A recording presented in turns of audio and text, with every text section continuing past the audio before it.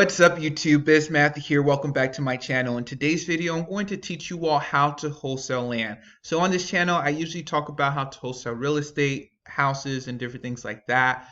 And in today's video, I'm going to teach you all more on the land side, raw land, vacant lots, and different things like that, because I am venturing more into that realm right now to get more on the investing side. But you can wholesale land and you can make as much wholesaling land as you can with real estate. And so if you all don't mind leaving a like for this video and then comment down below if you all have any questions, and then check my online course down below if you want to learn how to wholesale land A to Z.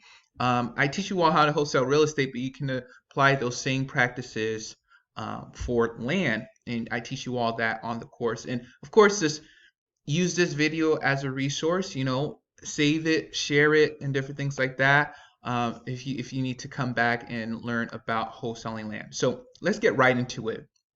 So wholesaling land can be a little bit, you may think it's so different, but it's actually not. Like, you can use the same exact contract for wholesaling land as you can with wholesaling real estate. And I have copies of my contracts, links down below if you're interested.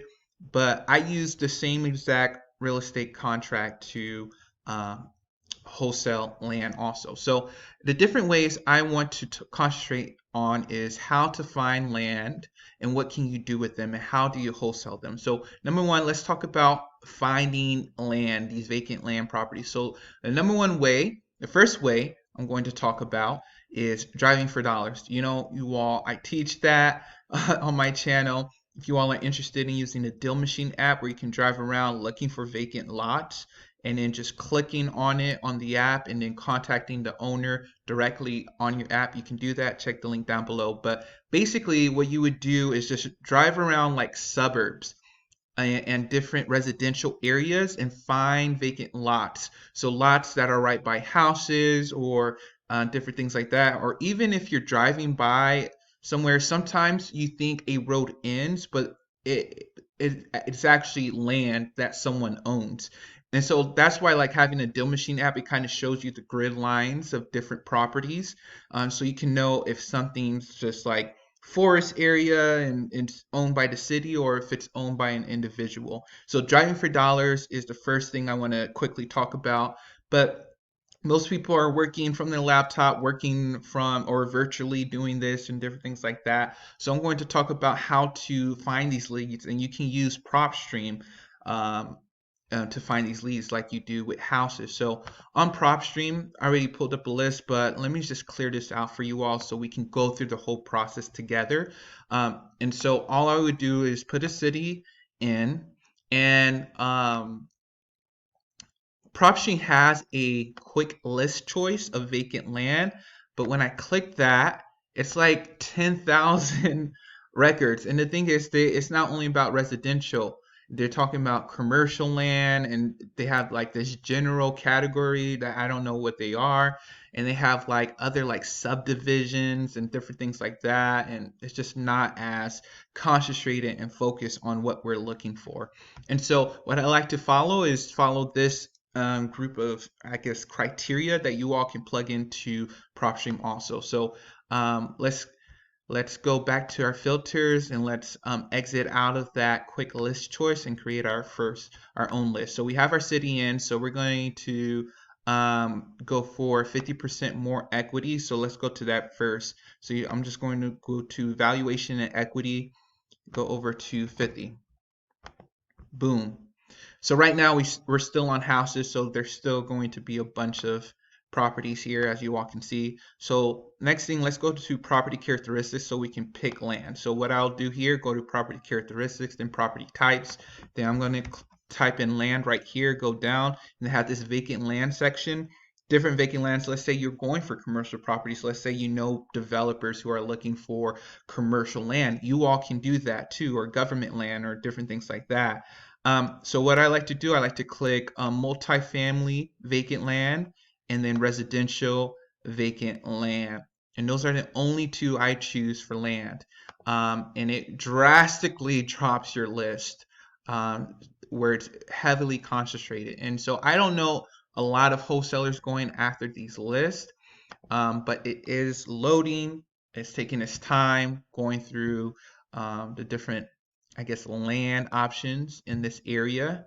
So the next thing we're going to look at is make sure it's 3 or more years of ownership. It doesn't have to be owned so long because a lot of times people buy land and just sit on it. And so we're going to plug that in also. So let's go over to filters and go to ownership info and put minimum of 3 years in there. All right, and then the next thing we're going to do, it can be on the MLS, so we don't have to change anything like that. We're going to make sure the owner is an individual, because a lot of times you're going to see this list fill up with people or like with companies with a lot of subdivisions, right? And we kind of want companies, so as you all can see, they have a bunch of subdivision things right here because they're looking at, I guess it's not as updated because they're looking at this was a vacant land, a vacant lot, but some developers came in here and they created houses, and so now they're land. I mean, now they're owned by people, but there's houses on top of it. So I guess what I'm trying to say is before they're kind of owned by LLCs and different companies, but now they're owned by people. So what we're going to do, we're going to go over to ownership info again, and we're going to make sure it's individual. Now that may not take out all of the vacant property. So as I mean the subdivision. So as you can see, is way more concentrated. You know, there's no pictures, um, and you can tell. You know, these are probably abandoned lands if there's no pictures or anything like that. So out of all that list, you all, out of all the land around my area, there's only 246 lots here, lands here. So what I would do, I would just like skip trace. You can skip trace directly from PropStream. And of course, if you all are interested in PropStream, link down below. With my link, you get 7 free days trial. Or if you're on that website, you can say Biz Matthew referred you. Just to support this channel. So that's basically how I use PropStream to find vacant land.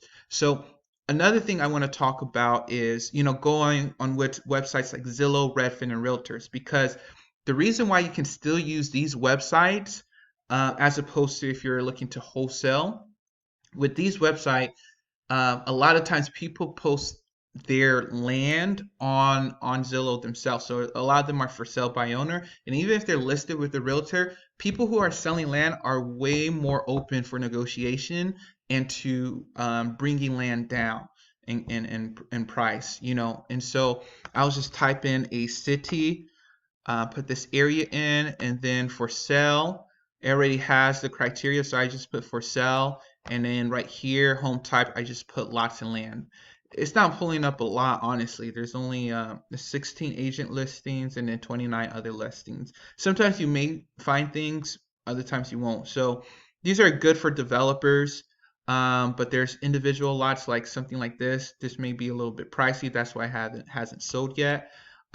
This is another one, different things like that. And with wholesaling land, you have to get it super cheap. So that's something I want to concentrate on, is just getting it super cheap, you all. When you're wholesaling land, let's say they're selling it for 40,000. You come to them, you offer them like $10,000 or less for it. All right, you all, go extremely low with land. Don't follow the same criteria, 70% minus repairs or different things like that. If they're motivated to sell and you see that there is motivation and they throw out a number like 30 grand, be like, I don't think I could do that. Like, honestly, for land, if I want to buy this, like to build a house, I have to be at $8,000. Do not be shy, you all. Go that low with land.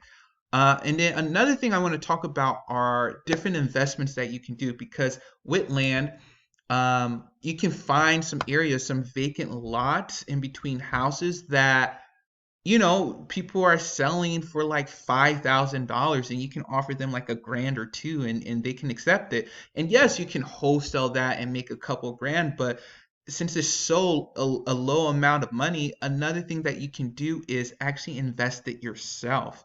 So you can take down land, like buy it for a grand or 2 grand, you know, since you're not like buying a house for like 50 or 100 grand. And you can do different things. You can now put yourself as the investor, okay, you all, because we have to level up with wholesaling. We got to start doing some flipping, some rentals, and different things like that. So with land, you could do land leases or land contracts. So land leases are basically leasing out the land to people who want to build on that land or just use that land. So it's just like collecting rent. They're not owning the property. Their name is not on the deed or the title of the land itself. And then land contracts. Land contracts are, it's kind of like a rent to own.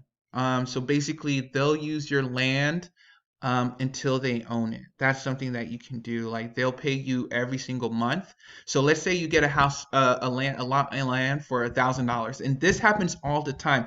Literally, you all can rent that thing out for $200 every single month for like 3 years, or even $100 a month for 3 years. So instead of making a grand off of a wholesale deal, you can make 2, 3 grand over time within a year rental, and it's consistent, collecting $200-300 checks.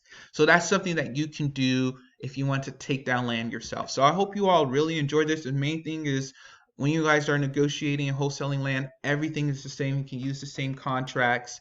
They have to go through title search, of course, and different things like that, and just ask, make sure it's residential, and different things like that. And then also, you all, vacant lots are the prime type of land that you guys want to go. Don't really go for like lands that have a bunch of bushes and streams running through it and it's not buildable, because you want a buildable land to market to your investors.